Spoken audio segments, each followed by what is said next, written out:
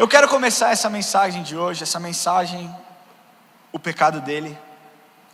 Nós vamos falar sobre o pecado das pessoas. Não é bom falar sobre o pecado dos outros? Cara, hoje nós vamos falar sobre mal de todo mundo aqui. É brincadeira, nós não vamos, mas você vai entender como eu cheguei nesse versículo. Antes de começar, eu queria começar orando. Queria pedir que você feche seus olhos, abaixe suas cabeças. Vamos orar. Senhor Deus, eu quero entregar esse momento ao Senhor e declarar, Deus, que não haja nenhuma confusão, não haja nenhum mal entendido, não haja, Senhor, uma falha na comunicação, que essa mensagem seja clara, seja objetiva e atinja o propósito pela qual o Senhor programou esse dia aqui, Pai. Em nome de Jesus, que não haja vaidade, que não haja, Senhor, qualquer distração, que seja o Teu Espírito falando neste lugar. É isso que eu peço, eu entrego ao Senhor a chave, Senhor, o tempo, o relógio desse momento, e eu peço, faça o que o Senhor achar que deva ser feito. Eu estou aqui, use a minha vida, Pai. Tira todo o preconceito, pré-julgamento, e que essa palavra encontre os corações, em nome de Jesus. Amém. Amém. Glória a Deus. Deixa eu começar. Eu quero começar apresentando alguns dados para vocês, coisas que aconteceram no começo desse ano, que chocaram o mundo e continuam chocando. Quantos aqui acompanharam a tragédia da Turquia, o que aconteceu na Turquia e na Síria? Gente, nós estamos falando de aproximadamente 50 mil mortos, ou até mais, 50 mil mortos. 45 mil, 44 mil e pouco na Turquia e o restante na Síria, e pessoas continuam ainda sendo achadas, corpos continuam sendo encontrados, amém? Deixa eu te falar uma coisa, segundo o governo e centro de estudos, nas últimas 3 semanas a Turquia teve mais de 9.500 tremores secundários. Tremores secundários não são tremores fracos, na verdade são tremores de menores escalas se comparado com o evento principal. Então o principal da Turquia e da Síria, onde tiveram esse número de mortos, cara, gigantesco, foi 7,8 se eu não me engano, posso estar errado, mas é mais ou menos isso. Tremores secundários poderia ser um tremor de 7,2, de 6,4, de 5,6, 9.500 tremores secundários nas últimas 3 semanas. Especialistas dizem que esses tremores podem continuar acontecendo pelas próximas décadas. É quase que um tremor a cada 4 minutos. Sabia que 173 mil propriedades ruíram ou estão muito danificadas e precisam ser demolidas? 173 mil propriedades, isso na Turquia e na Síria. No Chile, um incêndio florestal de grandes proporções matou 24 pessoas, deixou 979 feridas, sendo que 24 delas em estado grave. Até um tempo atrás, alguns dias atrás, 250 focos de incêndio na floresta, sendo que 80 focos incontroláveis. Não conseguiam controlar esses focos de incêndio. Em fevereiro, isso tudo aconteceu no mês de fevereiro. Na Nova Zelândia, um ciclone, também em fevereiro, matou 11 pessoas. Aqui no Brasil, a chuva que atingiu São Paulo há poucas semanas atrás, matou somente no litoral de São Paulo 64 pessoas e deixou 1.815 desabrigadas. Isso, dados que eu peguei até sexta-feira, então com certeza esse número subiu e talvez continue subindo.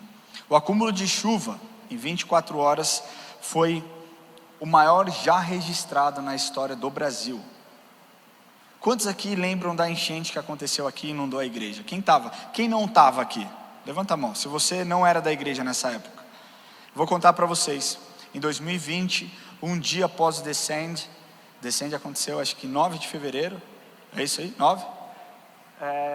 8 de fevereiro, 9 nós tivemos um culto, 9 começou a chover, saímos daqui no dia 9, cara, que mover incrível, pastor Ed Silvoso trouxe uma palavra, o céu desceu, nós fomos embora e nós acordamos com a notícia de que a igreja estava alagada. E eu não estou falando de pouquinha água não, porque a água bateu, chegou até aqui aproximadamente. Tudo, cadeiras reviradas, nós perdemos tudo. Para você ter uma noção, Deus foi tão misericordioso que em um mês nós estávamos prontos para com tudo pronto, tá? Carpete, porque no domingo seguinte nós já tivemos culto. Mas um mês depois nós estávamos prontos aqui para fazer o culto, com as cadeiras já colocadas, enfim, aí entrou pandemia. Mas só para que você entenda, naquela noite, naquele dia, num acúmulo de 24 horas, choveram entre 225 a 250 milímetros de água.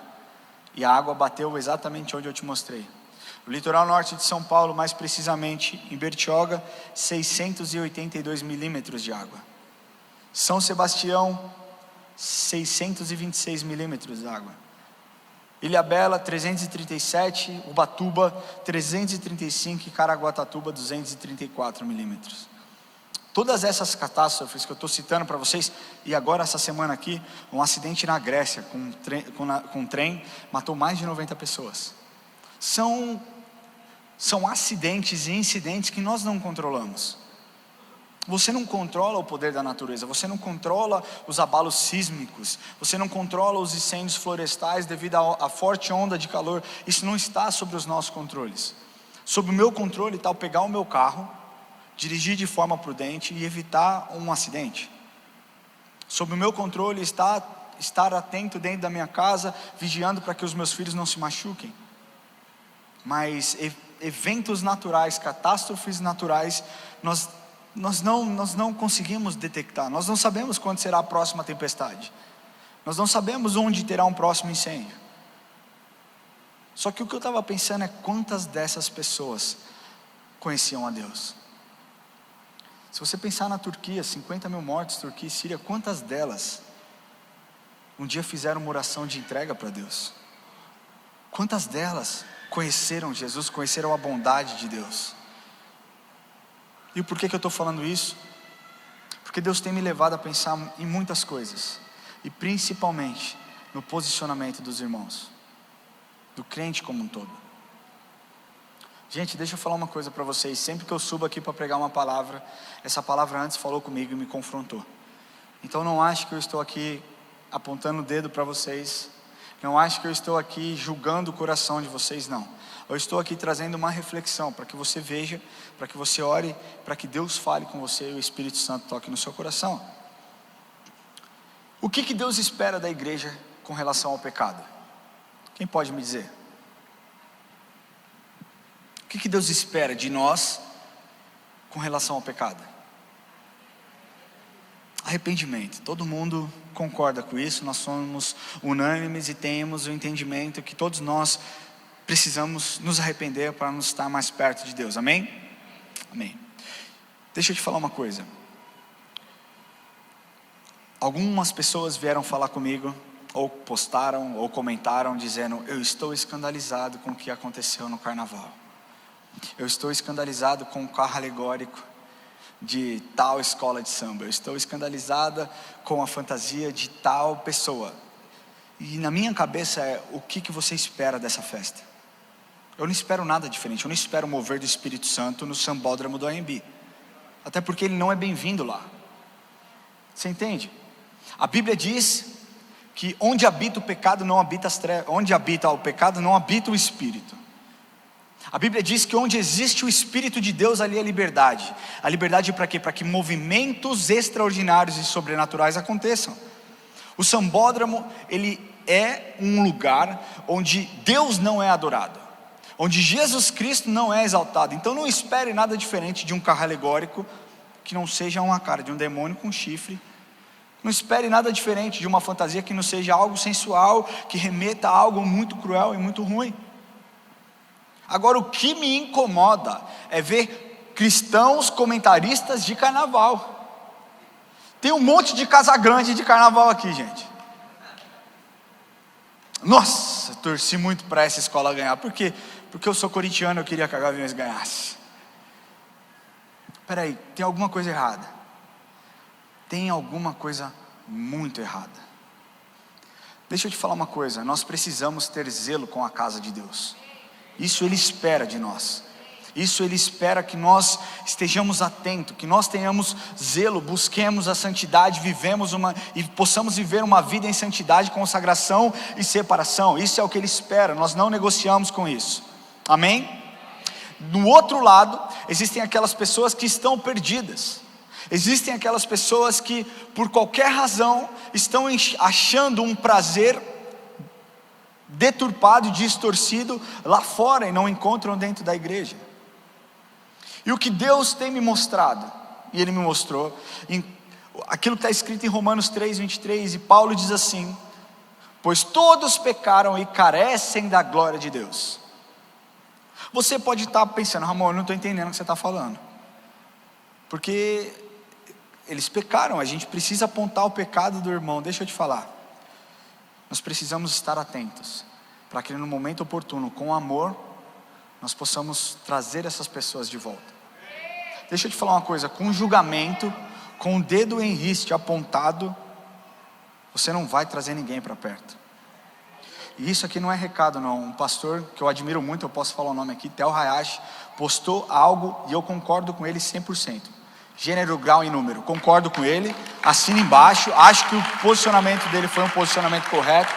Mas deixa eu te falar uma coisa, está cheio de crente fariseu, está cheio de crente hipócrita, que está louco para apontar o dedo e não consegue olhar para o seu próprio quintal. Está olhando o quintal do vizinho e falando: nossa, como é sujo, nossa, como é barrento, nossa, ele não cuida do quintal dele, quando o seu quintal está cheio de praga, está cheio de espinhos. Então o que eu quero te falar é o seguinte: nós temos sim que ter zelo pela casa de Deus, clamar santidade. Nós temos sim que nos levantar contra o pecado. Nós temos sim que levantar contra a vontade da nossa carne. Mas nós temos que entender que nós também somos pecadores, também somos falhos e também carecemos da glória de Deus. E é nesse papel e é nessa posição que eu quero te colocar hoje. Quando Paulo diz isso, ele deixa claro que todos igualmente necessitam da glória de Deus. Os gentios tinham falhado miseravelmente, eles tinham suas religiões, eles tinham seus caracteres nobres, mas nenhum deles, nada do que eles faziam se deixava impressionar. Deus não se deixava impressionar por qualquer bem que neles houvesse. Os judeus, que se julgavam tão bons, tão especiais, que na cabeça dele eles não mereciam nada mais, nada menos do que a honra, do que o louvor de Deus. Deixa eu te falar, todos nós carecemos da graça e da glória de Deus. Mais uma vez, não negocie com o pecado. Se você tem um amigo que está vivendo em pecado, está longe de Deus, o seu papel não é olhar para ele e falar: pecador, você vai para o inferno. Seu papel é falar: Jesus Cristo morreu por você na cruz, não para que você viva essa vida, mas para que nele você tenha uma nova expectativa e perspectiva de vida, e nessa nova perspectiva você vai ser amado e inundado com o amor dele. Cara, talvez você pense: e o que isso tem com as ligações que você fez lá em cima, com os catástrofes? Eu vou fechar esse ciclo aqui para que você entenda. Se algo acontecesse com você hoje, se você talvez estivesse em um determinado lugar, está amarrado, eu já repreendo todo espírito de morte, para deixar bem claro, declaro os anjos do Senhor acampando sobre as suas vidas, sobre as suas casas. Mas hipoteticamente, se algo acontecesse com você, para onde você iria? O que você tem feito com o tempo que Deus tem te dado? Você tem glorificado a Deus ou você tem envergonhado o nome dele? Deixa eu te falar que essas são perguntas genuínas que nós devemos fazer diariamente. Nós não podemos ficar olhando o pecado do outro e medindo quão pecador as pessoas são. Você precisa entender que eu sou pecador e eu careço da graça e da glória de Deus. Paulo certa vez disse lá em 1 Timóteo 1,15, Paulo, presta atenção meu irmão, Paulo, tá? Eu não estou falando de Judas Iscariote, estou falando de Paulo. Paulo disse o seguinte: fiel é a palavra e digna de toda aceitação, que Cristo Jesus veio ao mundo para salvar os pecadores, dos quais eu sou o principal. E tem muito crente, cara, nariz empinado, se achando santo o suficiente para merecer algo de Deus. Eu mereço esse emprego porque eu vivo uma vida em santidade. Será? Porque no apagar das luzes, meu querido, você sabe o seu coração, você sabe as suas intenções, você sabe o que passa no seu coração. A Bíblia diz, quando uma vez questionado por Jesus questionado, as pessoas perguntaram: Senhor, se eu olhar uma mulher, mas não tiver nada com ela, sabe como é, né? Ele falou: se você olhou e desejou no seu coração, você já pecou, você não precisa nem consumar nada. Jesus elevou o nível. Jesus elevou o nível quando ele disse: se você desejar matar, você já matou, você já é um pecador. E é nessa posição que nós precisamos nos colocar. Nós somos pecadores. Deixa eu falar uma coisa antes de entrar nos pontos. Quantos aqui concordam que a salvação é individual? Meu querido, cada um vai prestar conta de si. Mais uma vez, não estou falando que você não tem que confrontar o pecado. Nosso papel como cristão é isso, mas existem meios e jeito de se falar. Mas para isso você precisa olhar para si, para dentro de si primeiro. Eu quero te falar, perguntei para vocês, e vocês responderam arrependimento. Quando eu disse o que Deus espera de nós, vocês disseram arrependimento. Isso é verdade. Hoje eu vou falar sobre a atitude do arrependimento. E nós vamos falar sobre 3 verdades do arrependimento. Deixa eu te falar, não pense em alguém. Nessa noite, pense em você. Essa palavra não é para o seu primo que está distante, não é para a sua amiga que despirocou no carnaval, não é para o seu pai, não é para o seu vizinho. Essa mensagem é para você, e é por isso que você está aqui, porque Deus queria que você ouvisse essa mensagem. Então recebe e depois se replica para outra pessoa, mas primeiro é com você, tá bom? O primeiro ponto que eu quero falar para vocês é que é o Espírito quem nos conduz ao arrependimento. Amém? Talvez você possa se questionar ou ouvir pessoas questionando e dizendo: hoje não existe mais o Espírito. Existem pessoas que dizem isso. Por incrível que pareça, existem igrejas que pregam isso. Olha, a cada dia que passa nós vemos a evidência da maldade do homem. Todos concordam comigo. E Apocalipse mostra que uma vez que o Espírito for removido, ocorrerão coisas 1000 vezes piores. A terra se transformará em uma selva de violência e ódio, se tornará imprópria para que os homens habitem, os governos da terra perderão controle sobre os povos. O Espírito é quem convence o mundo do pecado, e Ele continua fazendo isso. Ele veio para trazer essa consciência, Ele continua atuando ainda nos dias de hoje. Agora pensa você se o Espírito realmente tivesse já saído desse lugar. Não, Ele continua aqui. O Espírito, ele restringe as nossas atitudes pecaminosas, no consciente do homem ou também no inconsciente do homem. É o Espírito quem atua, é o Espírito quem faz. E quando nós somos convencidos pelo Espírito do pecado que você cometeu, você não quer cometer o mesmo erro, você não profere as mesmas palavras, você não toma as mesmas atitudes. O pecado gera em você algo ruim. Quando o Espírito te convence, você fica envergonhado, você fica desolado por ter magoado a pessoa mais importante da sua vida. É isso que o pecado, é isso que o Espírito gera em você. E essa é uma obra do Espírito, e sem o agir do Espírito não existe arrependimento. Não existe homem que tenha tal capacidade para gerar um arrependimento em si próprio, a ponto de mudar a sua atitude radicalmente e drasticamente. Augusto Nicodemos disse: arrependimento não é tristeza, é mudança. A tristeza, ele é o remorso. Existe remorso, existe o arrependimento. O arrependimento é uma mudança. Ramon, quem na Bíblia se arrependeu? Quero contar a história para vocês de um homem chamado Zaqueu. Zaqueu é prova disso. Ele sabia que o que ele fazia é errado. Ele sabia que a forma como ele ganhava dinheiro, como ele cobrava os impostos, como ele estava ficando rico, a forma ilícita como ele ganhava dinheiro, era algo errado. E posso falar uma coisa, a Bíblia não mostra, a Bíblia não comenta. Eu acho e eu acredito, Zaqueu era um homem que tinha amigos. Não é possível que ninguém era amigo dele. E um amigo de verdade com certeza deve ter dito para Zaqueu: Zaqueu, desse jeito, cara, está errado, você não pode fazer isso. Eu não sei, a Bíblia não mostra se Zaqueu tinha paz, mas eu acredito que por pessoas ele deva ter sido alertado.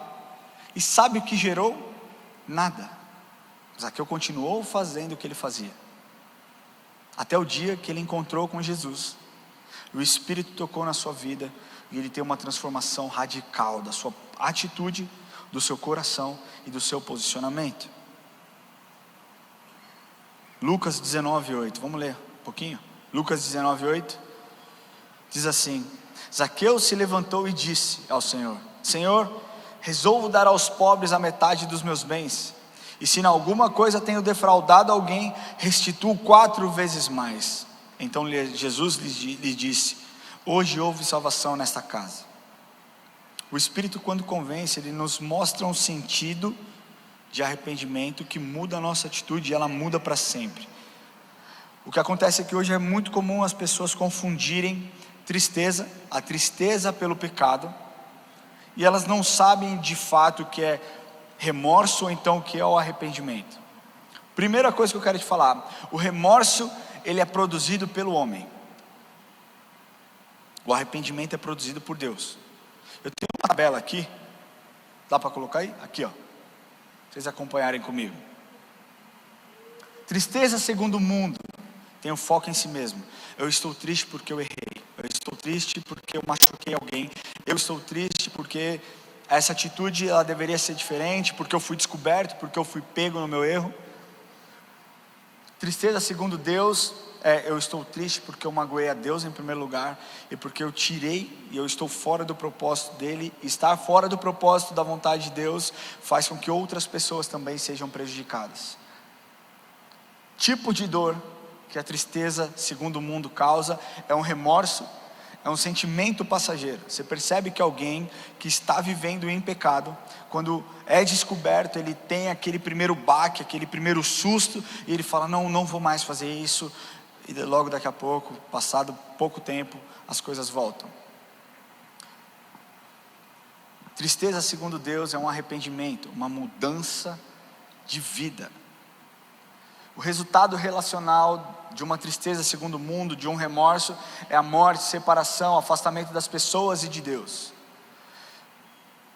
Uma tristeza segundo Deus, com o seu resultado relacional, é salvação, integração, harmonia, reconciliação, unidade, aproximação das pessoas e de Deus.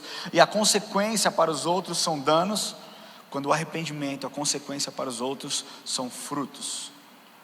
Resumindo, remorso é um relacionamento horizontal. Eu, pastor Rubem, eu, Érica, eu, Isadora, eu, meu time, eu, a igreja.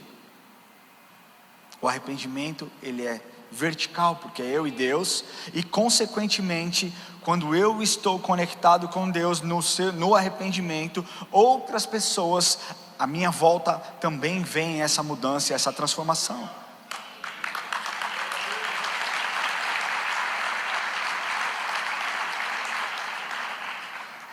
Nosso papel, meu amigo, e o seu papel essa noite aqui é você examinar o seu coração e deixar com que o Espírito Santo faça a obra dele em você. Quando ele nos convence, não existe coragem de voltar a cometer os mesmos erros. O segundo ponto que eu quero falar é que olhar para Jesus te leva ao arrependimento. Você já parou para pensar nisso? Olhar para Jesus te leva ao arrependimento. Por que existem muitas pessoas que conhecem a verdade, que conhecem a palavra, e que por algum motivo estão fora da igreja, e eles não conseguem voltar para a igreja porque estão presos no pecado? Muitos deles porque têm vergonha de estar na presença de Deus, tem vergonha de estar na presença de Jesus. Porque a verdade é que quando nós olhamos para Jesus, nós reconhecemos que nós não somos nada e Ele é tudo. Se Ele morreu por mim, o meu papel é morrer por Ele. E é isso as pessoas não entendem, elas não conseguem compreender, porque parece algo muito doido. E é muito doido. Alguém que morreu por você, de graça, sem você merecer. Quero ler com vocês o que está escrito em Lucas 23, vamos ler de 44 até o 48. Diz assim: já era quase a hora sexta, escurecendo-se o sol, houve trevas sobre toda a terra até a hora nona, e rasgou-se pelo meio o véu do santuário. Então Jesus clamou em alta voz: Pai, nas tuas mãos entrego o meu espírito. E dito isto, expirou. Vendo o centurião o que tinha acontecido, deu glória a Deus, dizendo: verdadeiramente este Jesus era justo. E todas as multidões reunidas para este espetáculo, vendo o que havia acontecido, retiraram-se a lamentar, batendo no peito. Deixa eu explicar um pouquinho o contexto desse texto para que você entenda. O capítulo 23 relata Jesus perante Pilatos e toda a sua trajetória até a crucificação. Muitas pessoas sem entendimento e sabedoria, manipulada pelos líderes religiosos daquela época, pelos fariseus, pelos escribas, estavam ali assistindo a maior crueldade já vista na história. Estavam ali porque queriam ver sangue, estavam ali porque compraram um discurso mentiroso e queriam ver Jesus sendo crucificado. Mas naquele lugar também existiam pessoas curiosas, que estavam ali porque eu já ouvi falar que esse Jesus fez milagres, eu já ouvi falar que ele amou os pecadores, eu já ouvi falar que ele tocou em leprosos, eu já ouvi falar que ele quebrou protocolos para estar mais próximos das pessoas. Então deixa eu ver o que vai acontecer nesse lugar aqui. Quando o véu do santuário rasgou, eles então perceberam que algo sério tinha acontecido, porque, meu querido, o véu rasgou de cima a baixo. Algo realmente extraordinário estava acontecendo, e por alguns momentos os seus pensamentos transcenderam a sua sede de vingança, a sua sede de sangue, e a sua mente então passaram da curiosidade para o horror em ver aquela cena. Passaram de alegria em talvez ver Jesus sendo crucificado, para pavor, medo. Então eles saíram daquele lugar batendo nos seus peitos, no peito, que era um sinal de culpa, de pavor, de arrependimento. Se você buscar na Bíblia o conceito, ele diz isso. Quando as pessoas batiam nos seus peitos, no peito, lamentando, era sinal de arrependimento. E deixa eu te falar uma coisa. Alguns teólogos acreditam que essa reação foi a que ajudou Pedro a, alguns dias depois, não muito para frente, na sua primeira pregação, onde mais de 3.000 pessoas se converteram. Provavelmente muitas dessas pessoas que naquele dia, quando Pedro pregou, muito provavelmente muitas dessas pessoas estavam lá e foram encontradas pelo amor de Jesus. Muitos desses curiosos, muitas dessas pessoas que estavam ali querendo ver sangue, olharam para Jesus, se arrependeram, e 45 dias depois aproximadamente, mais de 3.000 pessoas se encontraram com Jesus. Uma outra passagem que mostra isso, quando você olha para Jesus, você olhar para Jesus te leva ao arrependimento, é a história do ladrão da cruz. Nós temos 2 ladrões, a história conta 2 ladrões. O primeiro olhava para Jesus e ficava incitando Jesus, dizendo: tu não és Cristo, tu não és o Messias, desce daí, salva você e salva nós mesmos. Esse primeiro ladrão estava preocupado com o seu corpo físico. Ele queria não uma libertação da sua alma, ele queria uma libertação do seu corpo, ele queria sair dali, ele queria ser livre do seu castigo.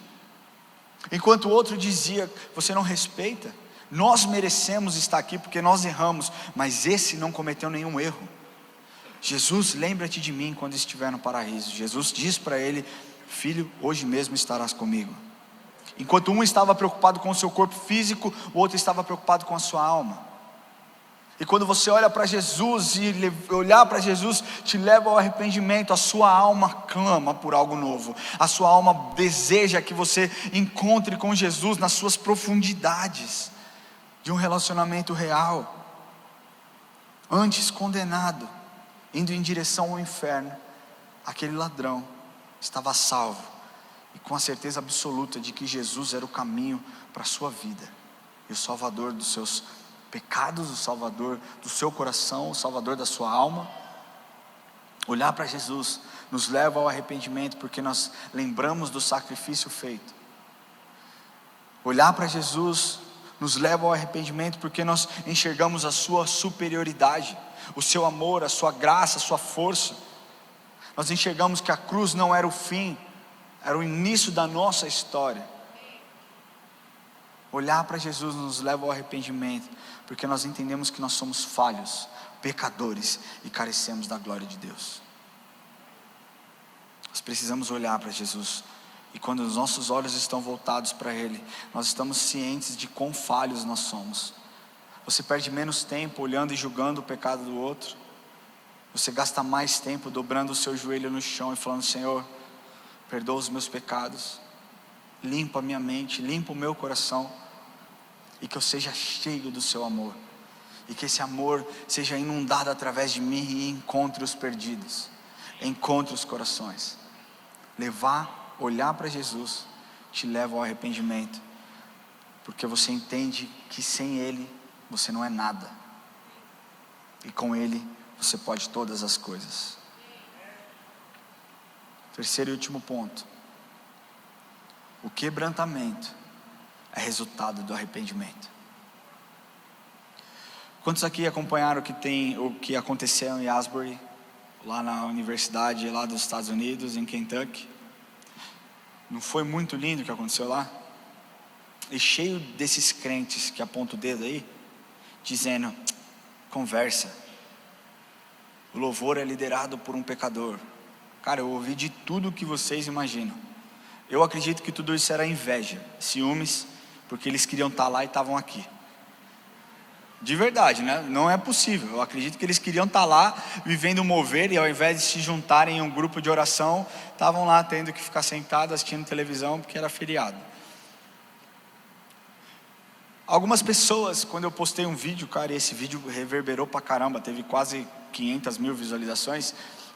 Algumas pessoas mandaram mensagem para mim: por que nós não vivemos isso no Brasil? Por que Deus está dando uma segunda chance àquele povo apóstata? Por que Deus permitiu que isso acontecesse justamente nos Estados Unidos, um povo que rejeitou a Cristo? E tudo quanto é tipo de argumento eu ouvi. Primeiro, não é porque uma nação ou uma liderança, governo, rejeitou a Cristo, que as pessoas também rejeitaram. Amém? Nós vivemos isso no Brasil, meu amigo. Nós vivemos isso no Brasil. Há muito tempo nós vemos líderes políticos que rejeitaram a Cristo e continuam rejeitando, e a igreja prevaleceu, a igreja prevalece. Porque Deus tem misericórdia. A Bíblia diz: buscar-me-eis e me achareis quando me buscares de todo o vosso coração. A igreja de Cristo está com sede, e nós vamos continuar buscando, e Deus vai se manifestar. Mas deixa eu te falar uma coisa: para que Ele se manifeste, o primeiro passo é o arrependimento. Não tem como. Esse avivamento é incrível que aconteceu lá. O avivamento está acontecendo no Brasil, meu irmão. Nós tivemos mais de, sei lá quantas conversões no ano passado, você lembra? 1.356 conversões aqui na Aya Church o ano passado. Deus está fazendo, mas o que Deus espera é que nós nos quebrantemos diante dEle, reconhecendo que nós precisamos dEle, reconhecendo os nossos pecados, assumindo os nossos erros, mudando a nossa perspectiva, a nossa trajetória, e Ele vivifica o Espírito em nós. É isso. Deus não resiste a um coração quebrantado. Não resiste a um coração quebrantado. E o resultado desse arrependimento foram corações que se quebrantaram perante Deus, sabe, entraram num ambiente de adoração, sem microfone, sem luzes, sem uma câmera para filmar. Eu estava lendo uma matéria na CNN, o Lamartine gravou inclusive isso. Eu disse para ele, porque eu vi uma matéria do jornalista da CNN dizendo, CNN dos Estados Unidos: olha, nós pedimos desculpa aos nossos telespectadores, nós estávamos programados de ir lá fazer uma entrevista, mostrar o que está acontecendo, mas eles ligaram aqui ontem à noite, eles pediram encarecidamente para que nós não fôssemos lá, porque eles não queriam tirar o foco daquilo que Deus estava fazendo, eles não queriam as luzes, eles não queriam a entrevista. E o que esse repórter disse, ele falou: isso me chocou, porque todo mundo daria tudo para ter uma entrevista exclusiva com a CNN. E o que eles estavam ali fazendo era algo genuíno. Somente eles e Deus se alegrou e nós respeitamos a decisão deles.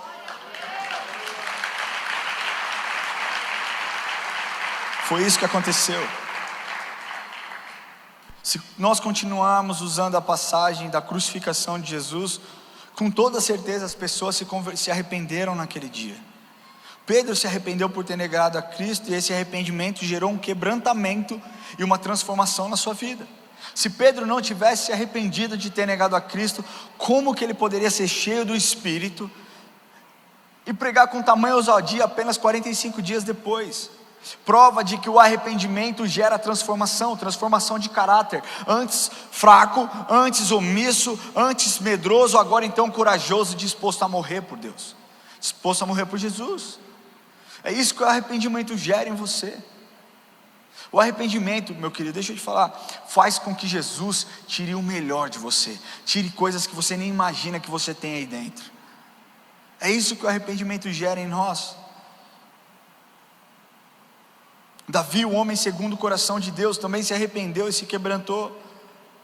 Vocês lembram a história de Davi? Davi tinha tudo. Davi não tinha o porquê correr atrás de uma outra pessoa. Davi não tinha o porquê buscar felicidade numa outra mulher. Ele era rei, ele tinha absolutamente acesso a todas as coisas. Então ele vê uma jovem tomando banho, olhou para onde não devia, alimentou o sentimento dentro dele, teve relações, essa mulher engravidou. Urias então era o cara de confiança dele, é mandado para a guerra, morre por culpa de Davi. Tudo isso passa. O profeta Natan então confronta Davi, dizendo aquela história das ovelhas. Davi fala: quem que é esse cara? Eu vou matar esse cara. E o profeta diz: você pegou a única ovelha desse homem. Então Davi, convencido pelo Espírito, se quebranta e escreve o Salmo 51, que diz assim: compadece-te de mim, ó Deus, segundo a tua benignidade e segundo a multidão das tuas misericórdias. Apaga as minhas transgressões, lava-me completamente da minha iniquidade, purifica-me do meu pecado, pois eu conheço as minhas transgressões e o meu pecado está sempre diante de mim. Pequei contra ti somente, e fiz o que é mal perante os teus olhos, de maneira que serás tido por justo no teu falar e puro no teu julgar. E se nós corremos um pouquinho mais, no versículo 17, Davi diz: sacrifícios agradáveis a Deus são o espírito quebrantado, coração compungido e contrito, não o desprezarás, ó Deus.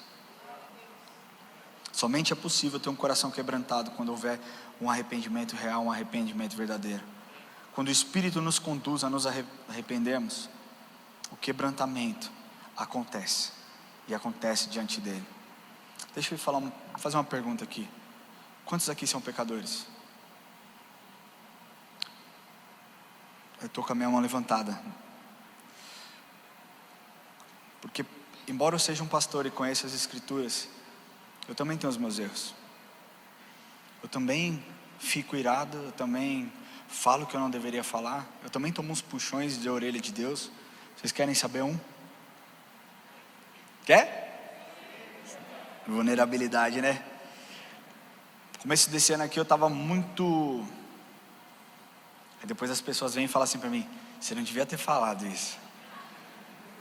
Cara, você tem que se guardar, você tem que se preservar, né? Somos todos humanos. No começo desse ano eu estava muito incomodado com a postura de algumas pessoas, líderes religiosos. E as pessoas, cara, é impressionante. Quando você tem uma indignação no seu coração, a minha indignação era uma indignação santa, digamos assim, porque eu estava olhando os danos que isso causaria às pessoas que estavam chegando a esses lugares. E eu pensando: Deus, o que eu posso fazer diferente? Porque a impressão que eu tenho, irmãos, é o seguinte: as pessoas que têm uma mensagem séria, uma mensagem cristocêntrica, uma mensagem que aponta para Jesus, é muito difícil a nossa mensagem resgatar os desviados, aqueles que estão lá fora. É muito difícil essa mensagem chegar lá fora. Mas as pessoas que estão lá fora pregando um monte de heresia, pregando um monte de besteira e acabando com o relacionamento das pessoas com Deus, elas estão vindo dentro da igreja e estão tirando os jovens com uma facilidade incrível daqui. E isso estava me gerando mal. E as pessoas vinham falar comigo e eu falando mal dos caras também, velho. Gente, pô.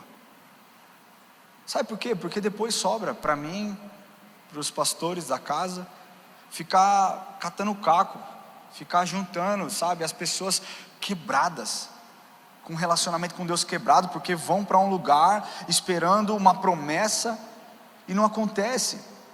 Cara, as pessoas estão trocando de igreja por pura superstição,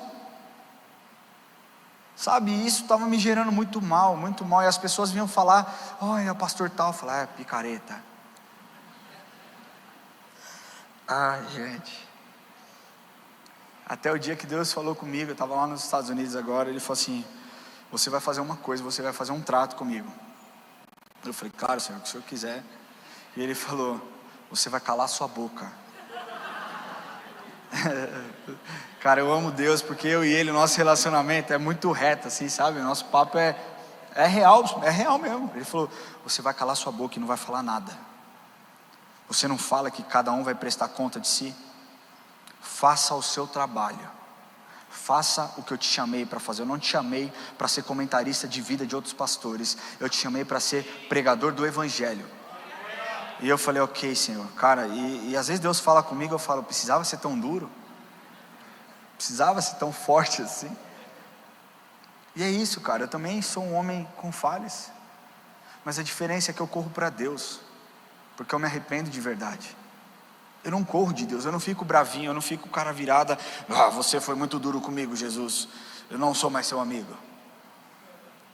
Sabe quem fez isso? Quem teve remorso? A diferença prática de alguém que se arrepende para alguém que tem remorso. Pedro se arrependeu, correu para Jesus e mudou a história da igreja. Amém?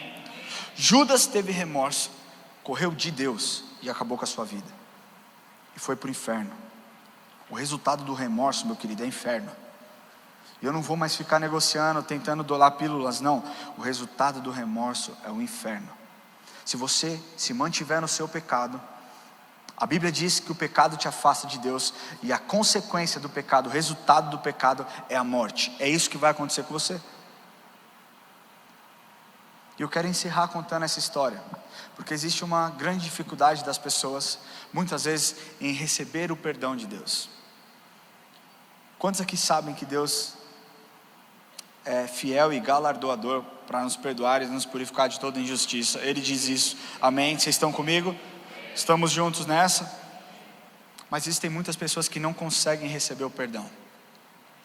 Eu quero concluir essa mensagem contando uma história que eu ouvi um tempo atrás. Eu já contei uma vez aqui, mas há muito tempo atrás, talvez você nunca tenha ouvido. Mas conta-se de um homem que era um homem muito querido em uma cidade do interior dos Estados Unidos. E ele era um cara assim, realmente um homem diferenciado, querido, amado pelas pessoas, dava atenção para toda a sua comunidade, dava atenção para todo o seu bairro, as pessoas conheciam pelo nome, ele conhecia as pessoas pelo nome, e ele tinha um relacionamento ótimo com todo mundo. Até que um dia, alguém o tirou do sério, e ele cometeu um assassinato, de forma brutal. E ele foi condenado à morte, ele foi condenado à pena de morte.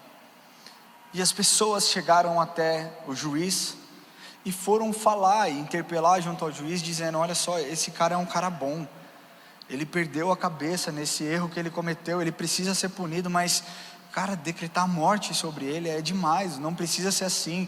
E o juiz tentando argumentar, só que a cidade inteira se juntou, e a cidade inteira começou a argumentar em favor desse homem, olha, deixa a pena mais branda, e ele falou, eu vou conversar com esse homem, e depois eu falo para vocês o que aconteceu.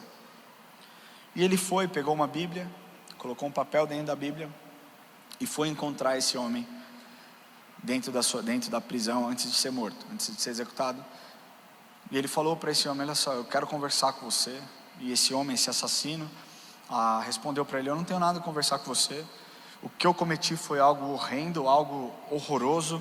Eu estraguei a vida dos filhos, eu estraguei a vida da esposa. Eu mereço o que eu recebi, eu mereço a condenação que eu recebi. Ele falou: não, cara, o juiz dizendo: não, me escuta, deixa eu falar com você, não quero falar com você. Eu sou digno daquilo que eu mereço, eu sou digno da morte, porque o que eu fiz é imperdoável. E ele falou: eu preciso falar com você, me dá 5 minutos. Não. E ele bateu, pediu para o guarda tirar ele, ele saiu de lá.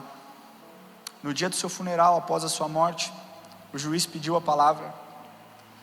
Ele disse: dentro da minha Bíblia, quando eu fui me encontrar com esse homem, e ele abriu a sua Bíblia e ele tirou, era uma carta, onde se aquele homem assinasse, ele não mais teria a pena de morte. Ele teria a sua pena reduzida, ficaria preso durante alguns anos, mas voltaria a ser reinserido na sociedade. Ele diz: eu tinha aqui um perdão para ele, juntamente com a palavra de Deus. Mas ele não morreu pelo pecado que ele cometeu, pelo erro que ele cometeu, pelo assassinato que ele cometeu. Ele morreu por não receber o perdão que aqui dentro tinha para ele. E eu vejo muitos cristãos morrendo, não por conta do pecado, mas porque não conseguem aceitar que Deus é perdoador. Não conseguem aceitar que Deus é um Deus de graça, que Deus é um Deus de misericórdia. As pessoas têm medo de confessar os seus pecados para Deus, porque acham que Deus vai julgá-los na medida do tamanho do seu pecado. A palavra de Deus diz que naquela cruz Ele levou todos os nossos pecados. O castigo que nos traz a paz estava sobre os seus ombros, e sobre as suas pisaduras nós somos sarados. E essa palavra sarado é curado fisicamente, curado espiritualmente. Nós temos acesso à salvação por conta disso. Meu irmão, hoje é dia de nós nos arrependermos diante de Deus. Hoje é dia de você dizer: Senhor, eu não aceito mais viver do jeito que eu levar a minha vida, do jeito que eu tenho levado. Eu não aceito mais a minha postura, essa postura arrogante muitas vezes de olhar e achar que o outro é pecador. Deus, eu sou pecador também. Eu quero estar cheio do Senhor, eu quero estar limpo dos meus pecados, para poder então em amor confrontar as pessoas, condenar o pecado. Quero pedir que você feche seus olhos onde você estiver e nós vamos orar.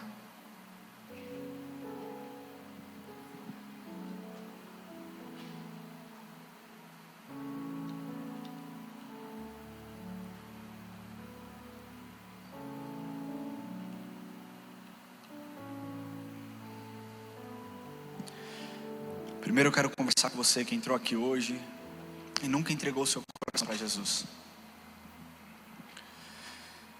Eu quero falar uma coisa para você: não é a religião que te salva, não é a bandeira ou a fachada de uma igreja que te salva, não é um pastor que te salva. O que te salva é você reconhecer que Jesus Cristo morreu na cruz para que você pudesse ser liberto. O que te salva é você olhar para a cruz e enxergar a graça e o favor de Deus, independente da sua história, independente dos erros que você cometeu, independente daquilo que você pensa.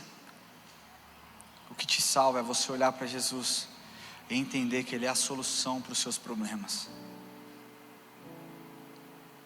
Para que isso aconteça, você precisa tomar uma decisão: entregar o seu coração para Jesus e dizer: Senhor Jesus, eis aqui a minha vida, eis aqui o meu coração. Talvez você nem entenda o que vai acontecer depois, mas de imediato, depois que você faz essa confissão, porque a Bíblia diz que você aceita com o seu coração e confessa com a sua boca, imediatamente você tem um intercessor. Você tem alguém que vai te defender. Você tem alguém que vai te amparar nos momentos de solidão. Você tem alguém que vai te perdoar independente do tamanho do seu erro. Você tem alguém que vai sempre lutar para que você esteja perto dele. A salvação, ela é individual, e eu quero convidar você que talvez queira entregar o coração para Jesus. Eu quero te falar que se você fizer isso, essa é a melhor decisão da sua história. de todas as decisões que você fez na vida ou vai fazer, essa é a mais importante. Se você deseja entregar o seu coração para Jesus hoje, dizer: Senhor Jesus, eu confesso que o Senhor é o meu Senhor e o meu Salvador. A partir de hoje eu quero pertencer ao Senhor, porque eu sei que o Senhor vai transformar a minha vida. Levanta a mão onde você estiver, nós vamos orar com você. Onde você estiver, levanta a mão. Glória a Deus pela sua vida. Levante a mão onde você estiver. A igreja está de olhos fechados. Eu peço que você se mantenha de olhos fechados, para que ninguém se constranja. Existe alguém mais que deseja entregar o coração para Jesus? Glória a Deus pela sua vida. Existe mais alguém desse lado de cá que deseja? Glória a Deus pela sua vida. Glória a Deus pela sua vida. Existe mais alguém desse lado de cá? Não fique parado, meu irmão. Deixa eu te falar uma coisa. Essa é a decisão que Deus quer que você tome, para que Ele cuide da sua vida. Existe alguém que deseja entregar o coração para Jesus? Meu querido, esse aqui não é o leilão não, quem vem mais, mas Deus espera que você faça isso, para que Ele cuide de você. Você que levantou a sua mão, se você puder levantar do seu lugar, nós vamos orar junto. Não tenha vergonha, levante do seu lugar se você deseja fazer essa oração. Nós vamos orar, pode levantar do seu lugar. Você aí atrás que levantou a mão também, levante do seu lugar. Glória a Deus pela sua vida. Se existe alguém desse lado aqui que queira entregar o coração para Jesus, levante do seu lugar também, nós vamos orar, amém? Glória a Deus. Eu queria pedir que a igreja também feche os olhos. Fique com os olhos fechados. Eu queria pedir, se não for muito, para vocês que levantaram as suas mãos, se vocês puderem vir aqui à frente. Eu quero orar com vocês aqui no altar. Se você puder sair do seu lugar. Se você tem vontade, mas está sem coragem, pega na mão da pessoa. Talvez você tenha vindo com alguém. Fale para essa pessoa: eu preciso de você, eu preciso que você me ajude nessa decisão. Simplesmente venha, saia do seu lugar e venha. Amém. Glória a Deus. Glória a Deus. Pode vir, pode chegar. Se você deseja entregar o coração para Jesus, pode vir. Hoje é dia de salvação. Salvação chegou na sua casa, salvação chegou neste lugar. Glória a Deus, glória a Deus. Existe mais alguém que deseja fazer essa oração? Meu irmão, não perca a oportunidade, viu? O que Satanás quer que você acredite é que dá tempo de você tomar essa decisão amanhã. Deixa eu te falar, nós não controlamos o tempo, nós não sabemos o que pode acontecer, mas nós sabemos as nossas decisões, o impacto que elas podem carregar. Glória a Deus por essas princesas. São gêmeas? Quem são os pais delas aqui?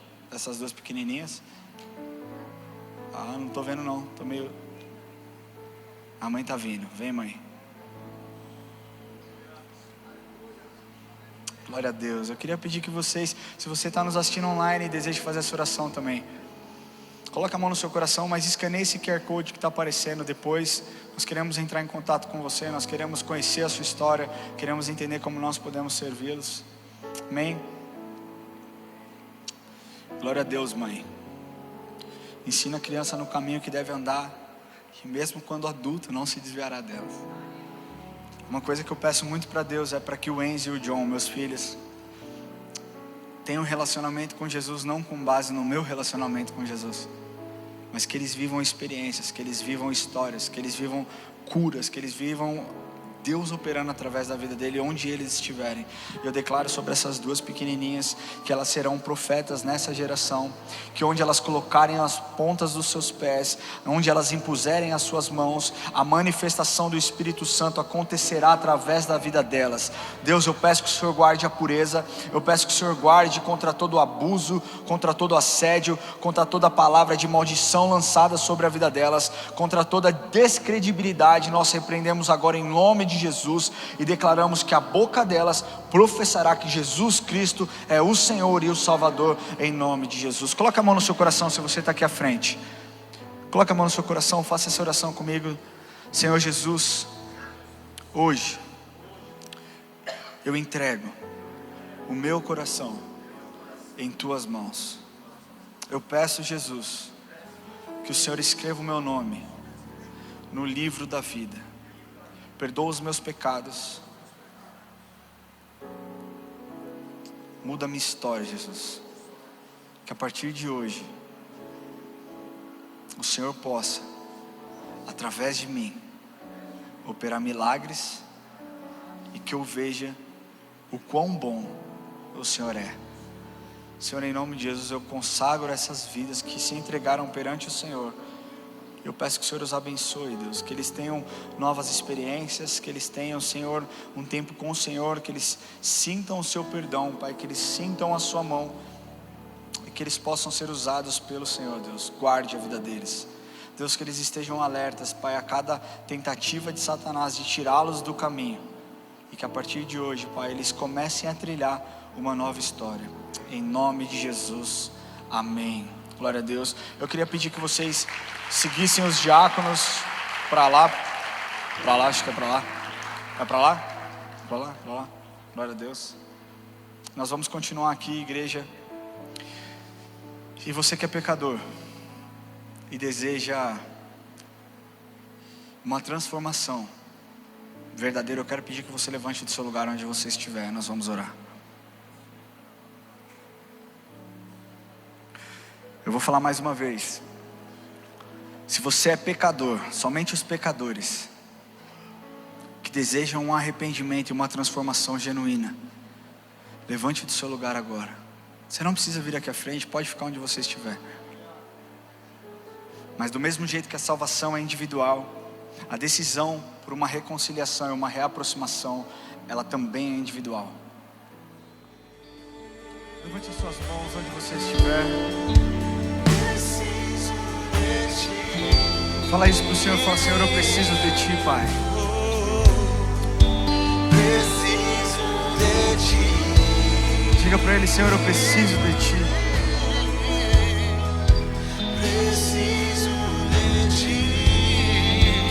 Senhor, nós estamos aqui confessando que nós somos fracos, confessando que nós somos falhos, que nós precisamos do Senhor.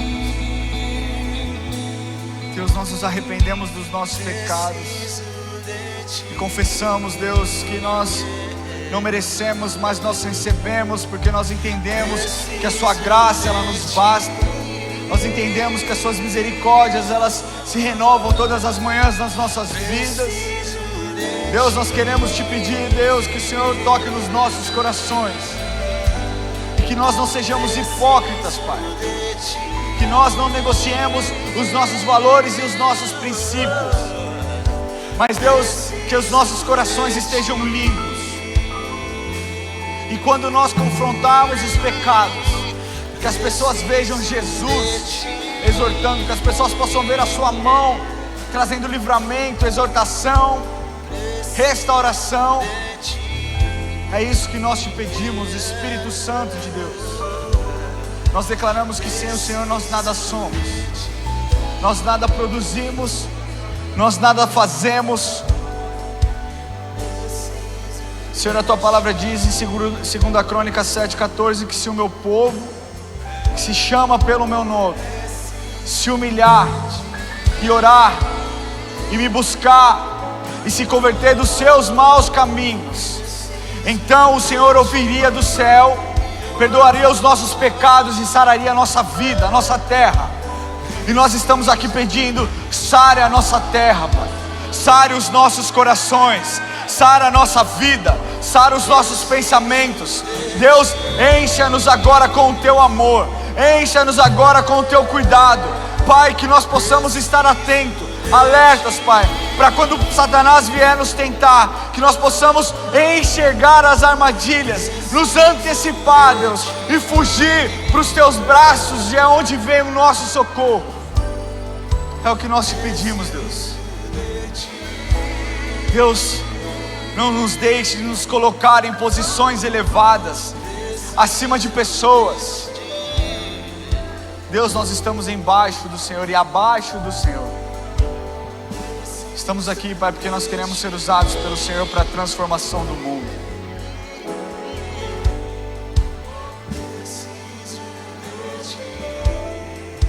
Senhor, nós Te agradecemos por esse tempo, Deus. Te agradecemos por esse dia, por essa noite, pelo aquilo que o Senhor fez. Nós Te louvamos, Deus, porque o Senhor é bom. O Senhor é muito bom. Nós pedimos, Pai, que essa palavra reverbere em nossos corações, Deus.